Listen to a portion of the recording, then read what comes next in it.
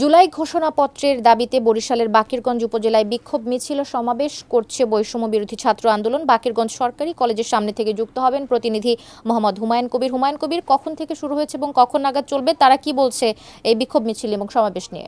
বৈষম্য বিরোধী ছাত্র আন্দোলন অব্যাহত হয়েছে। তারা সকাল থেকে এই বাকেরগঞ্জে বিক্ষোভ সমাবেশ করছে। আমি রয়েছি এই বাকেরগঞ্জ কলেজের সামনে। আমি দেখতে পাচ্ছি যারা বিক্ষোভ করছে এবং এখানে শিক্ষার্থীরা তাদের দাবি আদায়ের লক্ষ্যে মানববন্ধন করেছে এবং তারা বলছে যে দাবি আদায় না বন্ধ, বিশেষ করে যে তারা বলছে যে নিষিদ্ধ ঘোষিত ছাত্রলীগের নেতাকর্মীদের গ্রেপ্তার এবং তাদের যারা বিপ্লবের সাথে জড়িত সমস্ত ছাত্র জনতা রয়েছে তাদের নিরাপত্তা নিশ্চিতকরণ।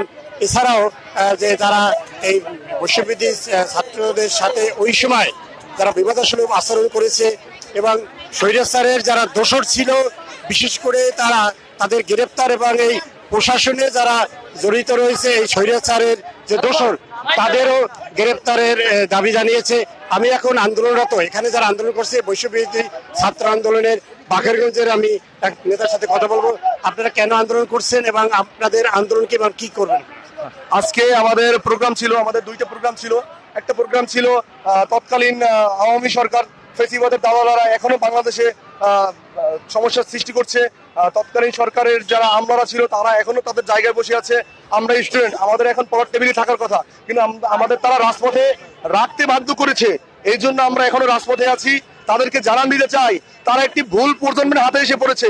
এই ছাত্র সমাজ কোনো অন্যায় সহ্য করবে না, কোনো অবিচার মানবে না। এই ছাত্র সমাজ রাজপথে আছে, রাজপথে ছিল, রাজপথে থাকবে, কোনো অন্যায় সহ্য করবে না। আর পাশাপাশি আমরা আরেকটি প্রোগ্রাম অ্যারেঞ্জ করছি। এখানে আমাদের দুইটা শিক্ষা প্রতিষ্ঠান আছে, একটা মুজাহিদিয়া মাদ্রাসা, একটা সরকারি বাকেরগঞ্জ কলেজ। তো এখানে আপনাদের দাবির বিষয়ে বলেন, যেটি আপনাদের এখন যে বৈষম্য ছাত্র আন্দোলন আপনারা আন্দোলনটা করতেছেন, কেন করতেছেন এবং আপনাদের কি দাবি? আমাদের দুইটা প্রোগ্রামে দুইটা দাবি। প্রথম প্রোগ্রামটা যেটা ছিল তার দাবি হলো যে ফেসিবাদের যে সংগঠন, নিষিদ্ধ সংগঠন ছাত্রলীগ, তারা বিগত 5 তারিখের পর থেকে বাকেরগঞ্জে ওপেনে ঘোরাফেরা করতেছে। সরকারি প্রজ্ঞাপন থাকার পরেও তারা ফেসবুকে প্রচার প্রচারণা চালাচ্ছে, বিভিন্ন ভাবে অর্গানাইজ হচ্ছে। এখন প্রশাসন কি করে, এটা আমাদের দাবি, এটা আমাদের কথা যে প্রশাসন তো ঠিক মতো কাজ করছে না। যখন আমরা প্রথমে আন্দোলন করছি তখন আমাদের বাসায় প্রোফাইল লাল করার পরেও তারা বাসায় গিয়ে তারা আমাদের খোঁজাখুঁজি করছে, অ্যারেস্ট করার জন্য চেষ্টা করছে। তখন বাসায় ঘুমাইতে পারি না, কিন্তু এখন তারা ওপেনে ঘুরতেছে। প্রশাসন কি আঙ্গুল চষে সেটা আমরা আসলে জানি না। আর সেকেন্ড প্রোগ্রামটা হইলো আপনি শুনলেন যে বৈষম্য ছাত্র আন্দোলনের যে নেতৃবৃন্দ তারা বলেছেন যে তাদের দাবি আদায় না হলে তারা আন্দোলন চালিয়ে যাবে।